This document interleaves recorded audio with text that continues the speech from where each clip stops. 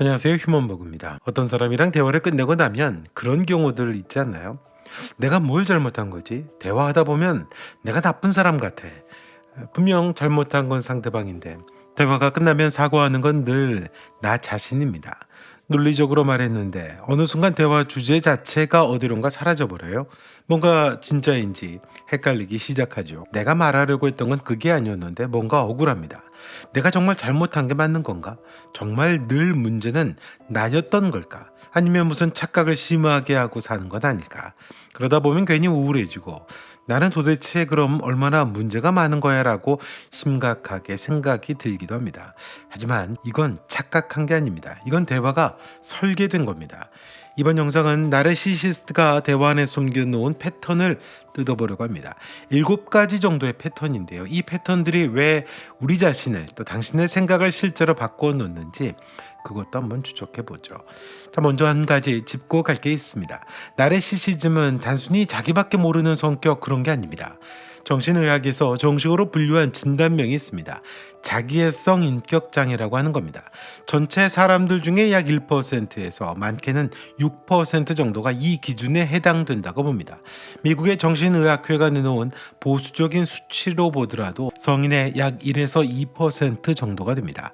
근데 오늘 하려는 이야기는 단지 이 숫자에 관한 건 아니고요. 훨씬 더 일상적이고 그래서 훨씬 더 위험한 겁니다. 나르시시스트 성향을 가진 사람들이 대화 속에서 쓰는 구체적인 말의 패턴, 그 구조랑 작동 방식 때문에 그런 거거든요. 보통 갈등 상황에서 어떤 대화의 목적은 서로를 이해하고 또 문제를 해결하는 거잖아요. 그런데 나르시시스트한테 대화의 목적은 전혀 다릅니다. 지배하고 통제하려고 하고 승리하려고 하는 계산이 있기 때문입니다. 그 사람들한테 대화는 소통의 도구가 아니겠죠. 대화가 무기입니다. 자, 첫 번째 패턴은 가스라이팅입니다. 많이 들어본 말이죠. 심리학자 로빈스턴이 이걸 한마디로 정리했습니다. 현실을 체계적으로 비틀어 놓는 것, 그렇게 정의를 했습니다. 나르시시스트의 가스라이팅은 단순히 거짓말하는 거랑은 좀 다릅니다. 상대방이 자기 기억, 자기 느낌, 자기 판단력 자체를 의심하게 만드는 작업입니다. 이런 말들이 반복되는 거죠. 그런 말 한 적 없는데 너가 기억을 잘못하는 거야. 너무 예민하게 구는 거 아니야? 그냥 농담이었는데. 다른 사람들은 다 괜찮다고 했어. 너만 그렇게 느끼는 거야. 이 말들을 보면 어떤 공통점이 있습니다. 세 문장 전부 당신이 느낀 것 자체를 부정하고 있습니다. 당신이 겪은 현실이 진짜가 아니었다고 설득하는 거죠. 자, 두 번째 패턴은 약자를 모은 건데요. 다르보라고 합니다. 1997년에 미국 오리건 대학교의 심리학자인 제니퍼 프로이드 박사라고 하는 분이 있습니다. 이분이 가해자들이 쓰는 독특한 반응 패턴을 발견했던 겁니다. 거기에 이름을 붙였던 겁니다. DARVO, 이 약자거든요. D는 디나이입니다. 부정하기겠죠. A는 attack, 공격하는 겁니다. 그리고 RVO는 reverse victim and offender입니다. 피해자랑 가해자를 뒤집는 것, 이 머리 글자를 딴 겁니다. 세 가지를요. 2023년에 한 연구팀이 학술지에 논문을 냈는데 이 다르보가 실제로 주변 사람들의 판단까지 바꿔놓는다는 걸 확인합니다. 다르보를 쓴 가해자가 오히려 더 믿음직하게 보였고 진짜 피해자가 의심을 받는 겁니다. 미칠 노릇이죠. 실제 대화에서 어떻게 돌아가는지 한번 보죠. 당신이 어제 나한테 소리 질렀잖아. 소리? 나 소리 지른 적 없어. 이게 부정입니다. 그리고 오히려 너가 항상 나를 몰아붙이잖아. 이렇게 얘기하잖아요. 이게 공격입니다. 그리고 솔직히 이 관계에서 진짜 피해자는 나야. 내가 진짜 힘들어. 여기서 피해자랑 가해자가 뒤집히게 됩니다. 그래서 약자 다르보가 되는 건데요. 다르보가 작동을 하게 되면 문제를 꺼낸 사람이 오히려 가해자가 되는 겁니다. 그래서 이런 생각이 드는 거예요. 내가 왜 사과하고 있지? 진짜 원인을 모른 채 대화를 끝내게 됩니다. 자, 세 번째 패턴은요. 워드 샐러드입니다. 쉽게 말하면 말을 샐러드처럼 뒤죽박죽 섞어버리는 겁니다. 문장 하나하나는 그럴듯해요. 근데 전체를 이어보면 의미가 없습니다. 주제가 갑자기 바뀌고 아무 관계없는 옛날 일도 불쑥불쑥 튀어나오고요. 또 원래 이야기하던 건 흔적도 없이 사라져 있습니다. 예를 들면 그런 거죠. 당신이 어제 약속 왜 안 지켰어? 라고 물었는데 상대가 갑자기 3년 전에 너가 창문 교체한다고 해놓고 안 했잖아를 꺼냅니다. 당신이 그거 다른 얘기잖아 그렇게 말을 하면 상대는 거봐 넌 항상 대화를 피하잖아 라고 얘기합니다. 그리고 이게 네 번째 패턴으로 자연스럽게 이어지는데요. 순환하는 겁니다. 순환 대화라는 거죠. 대화가 순환하는 것에는 끝이 없겠죠. 계속 반복이 되는 거니까요. 구조적으로도 도착점이 없습니다. 보통 건강한 대화라고 하는 건 그런 거잖아요. 부딪히고 난 뒤에 서로 이해하고 공감하고 인정하는 순간이 옵니다. 그런데 나르시시스트와의 대화에서는 그 순간이 절대 오지 않습니다. 5분이 됐든 5시간이 됐든 결론이 없습니다. 문제는 뭐냐면 이 과정에서 당신의 뇌에 실제 변화가 생긴다는 겁니다.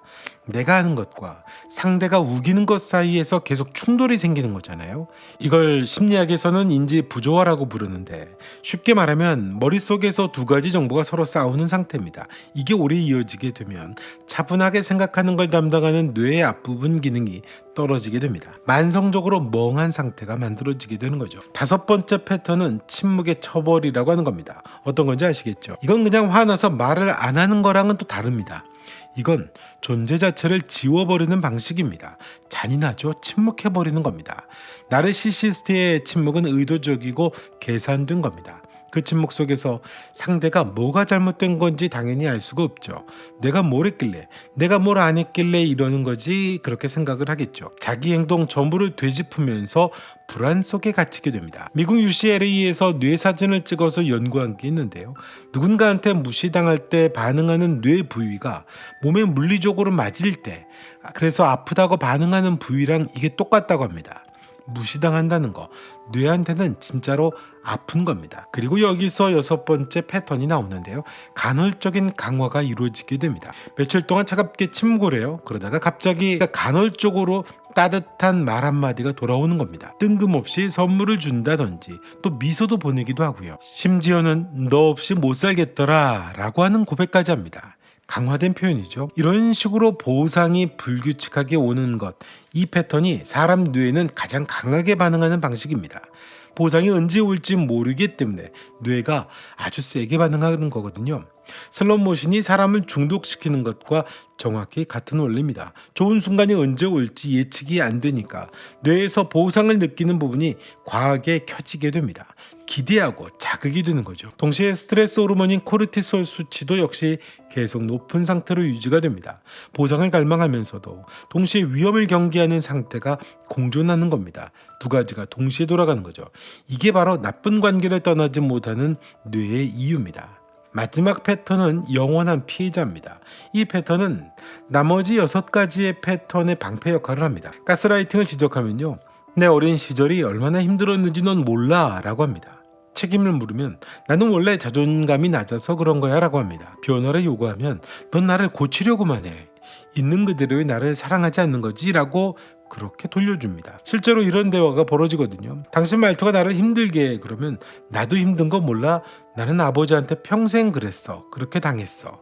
그건 아는데 지금 내 얘기를 하고 있는 거잖아. 역시 넌 내 고통엔 관심이 없구나 라고 대화를 합니다.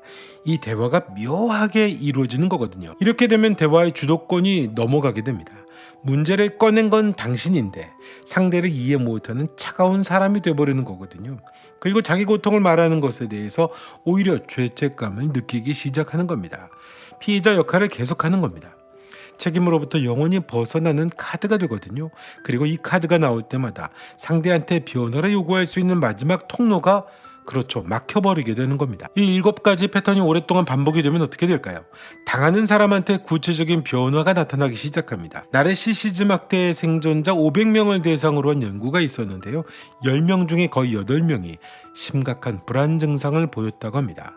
또 10명 중에 6명 이상이 복합 외상후 스트레스 장애에 해당하는 그런 증상을 겪고 있다고 합니다. 복합 외상후 스트레스 장애라고 하는 건 한 번의 큰 충격이 아니라 오랜 시간 반복된 상처가 쌓여서 생기는 마음의 병입니다. 오랜 기간에 이런 고통을 받게 되면 기억을 담당하는 해마라고 하는 뇌 부위가 줄어들게 되고 또 무서움을 느끼는 편도체라는 부위는 아주 과하게 켜질 수 있다는 보고도 있습니다. 당연히 기억력이 떨어지게 되고 늘 긴장 상태에 놓이게 되고 감정 조절이 어려워진다는 뜻입니다. 그런데요, 가장 잔인한 부분이 있습니다. 이 모든 피해가 쌓이는 동안에 피해자 대부분은 자기가 피해자라는 걸 모른다는 겁니다. 왜냐하면 가스라이팅이 이미 그 인식 자체를 지워버렸기 때문이에요. 이 영상에서 이야기한 패턴들이 익숙하게 느껴지셨나요? 그건 예민한 게 결코 아닙니다. 당신이 느낀 게 맞는 겁니다. 이 피해와 스트레스로부터 회복되는 첫 단계가 있습니다. 간단합니다. 거창한 것도 아니에요. 뭔가 이상한데 하고 느꼈던 그 감각, 그 찝찝함, 그런 게 있잖아요.